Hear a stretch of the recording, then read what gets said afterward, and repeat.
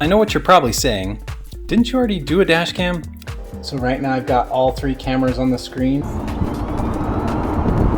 Well, the folks at Zenfox thought I did such a good job that they wanted me to review another dash cam, their newest version. I did want to make it more interesting than last time, so this time we have another one to give away.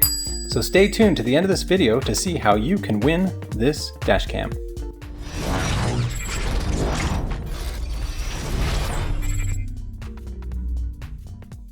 We're going to go ahead and unbox this now. Again, very nice packaging. The U1 features real 4K resolution, 3840 by 2160p at 30 frames per second. It's got a Sony image sensor, super night vision, great video quality at night. It's got a G sensor. The LCD screen is 2.4 inches. It's got a parking mode, built-in Wi-Fi, and a GPS logger. Again, very nice quality on the packaging. Ah, that's cool.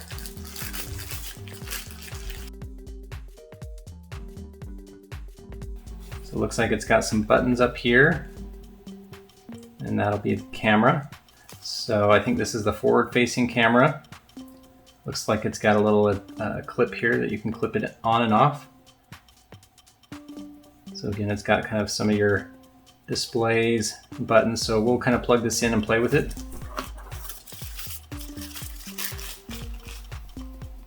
Okay.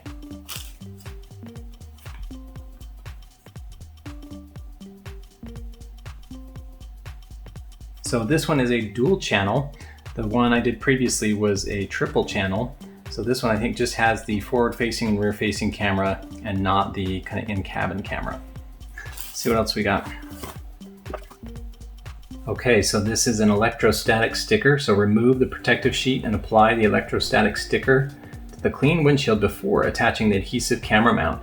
This will ensure easy removal of the camera mount. So the user manual. And the case. So here, this is the mount.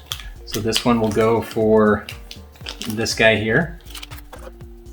So this is kind of, this will go from the rear, from the main one to the rear. And then this looks like it's for power. These look like they're little clips to hold the cables out of the way. And another one for power. Kind of a dash trim removal kit. A micro SD card reader. And some adhesive. For mounting the front-facing dash cam, I'm going to put it up here kind of behind the mirror.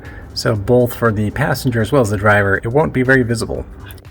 Alright, I've applied the adhesive pad to the windshield, and that's the base. I've got the power cord as well as the rear view camera. And basically all we have to do is clip this guy on. We're good to go. Okay, just like that, it's installed kind of right behind the mirror. So again, if we're on this side, can't see it. Passenger side, you can kind of just see it ever so slightly. I think that's going to be all right. I thought about taking these ones completely out, but I thought, well, for whatever reason I need power or this cable, I want to switch back to the other one. Figure might as well just have it there. So we'll tuck these ones kind of up out of the way when we put the panels back on. But now I just need to decide where I want to mount the rear-facing camera. For a while I've been thinking I wanted the rear-facing dash cam kind of somewhere mounted here in this trunk area. I've been thinking, what if I just put it right up here? Essentially that's the tallest part of my car looking backwards. I'm thinking that might not be a bad idea, then I don't have to kind of cut holes and do wires and things. I might try it because it's pretty easy where everything's accessible now, and see if there's some potential drawbacks. Let me know if you have other thoughts and put them in the comments below. Okay, for now, I just kind of secured it right there to the top of the frame.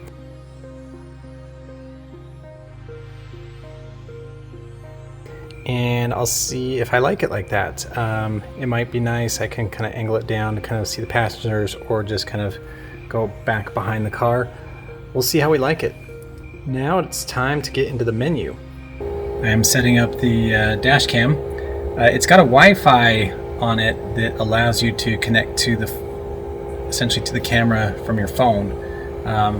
Haven't got that one figured out just yet, so I'll keep trying. The other thing is the rear camera. It doesn't seem to be working right now. I think it might be the cable. I'm going to try and switch it out the cable, see if it'll work. Okay, so I don't know, can you see that? So the rear camera is now working. Basically, I think what it is, the previous version had a proprietary connector essentially from the unit to the rear-facing camera. And this one, it looked very much like a USB-C, and I didn't need like whatever this is, like 20 feet of cable, so I just used a smaller, like a 3-foot USB-C to USB-C, and that didn't work. And so I think this is probably, again, a proprietary connector. So now that we've got that working, it's fully functional. All right, when I exited out of the menu, we got the green light on now, which means the Wi-Fi is connected. So let me try connecting my app. Okay, so once I exited out of the menu, the Wi-Fi lit up and I was able to connect to it with my phone, and essentially you get to see what's on your camera. It's kind of cool. I don't know if anybody's got like the Ring doorbell. It's kind of like that. I think the only limitations are probably the range of the Wi-Fi. So if you are outside of the Wi-Fi zone, I don't know that you'll be able to connect to the unit, but otherwise I think it's really cool. Okay, here is the app. For me, I've got to go into my settings. I've got to click on the Wi-Fi. So the Zenfox Wi-Fi. After I'm connected to the Wi-Fi, go back to the app, connect my camera. It gives me the live view. All right, I'm using this on my phone, so I'm just recording it. I'm going to see how far I can get away and have the Wi-Fi still work.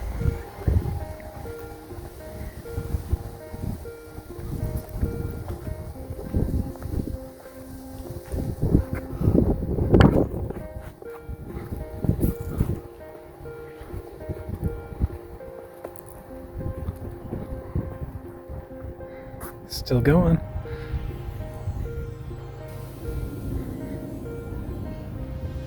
All right, I think I see the time is no longer updating. We're getting some kind of squirrely effects.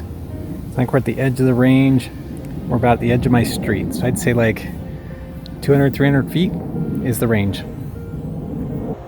Okay, in the menu screen, you've got a whole bunch of different options here. And essentially you've got this button here that changes kind of up and down, as well as this one over here. And you can go through basically everything you could ever want to go through. Which video source, how you want to do your loop recording, exposure, parking mode. So I'm going to do a little bit of exploration on the parking mode. So right now it's off. I'm going to do time lapse at 2 frames per second. And I've got a couple other things I want to set. The parking mode. So we're going to say 90 seconds. So that means I think once the screen seems stationary for 90 seconds, it'll go on, because it really doesn't have, it's just got power. It doesn't distinguish between key power, ignition, or on.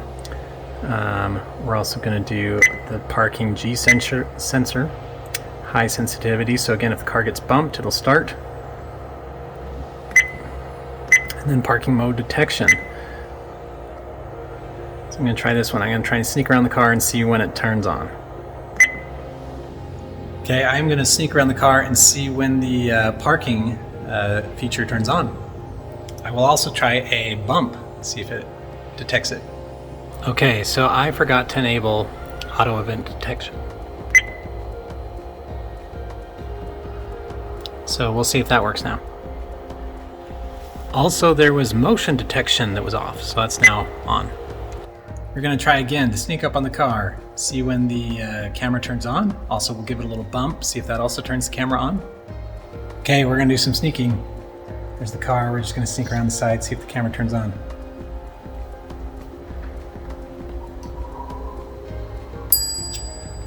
I don't know. I guess we'll have to see the recording. The other thing I would want to do is give it a bump.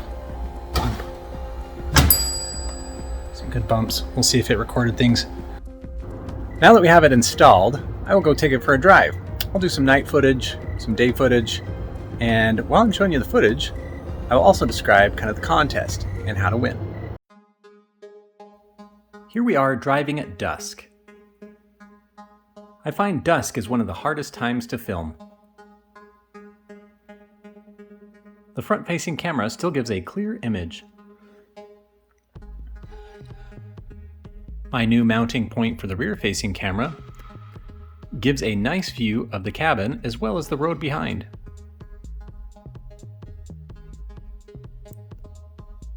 I did have the audio recording, but in an open-air roadster, all you hear is wind. At night, I found the camera to switch over to its super night vision. This allows to see things probably better than my cell phone would. Even the rear-facing camera at night can capture my admirers. The other thing at night is, for my front-facing camera, I noticed that the smudges and dirtiness of my windshield can cause glare. Here is the view on a following day, where everything is well lit. As you can see, it offers stunning views with help from Mother Nature.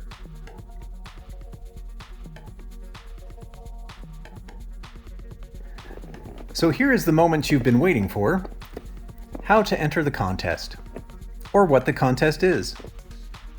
From time to time, I like to do a little contest to keep things interesting. For this contest, we are going to do a range contest. This is where we guess or estimate the car's range. In the next episode, I will reveal what the range is.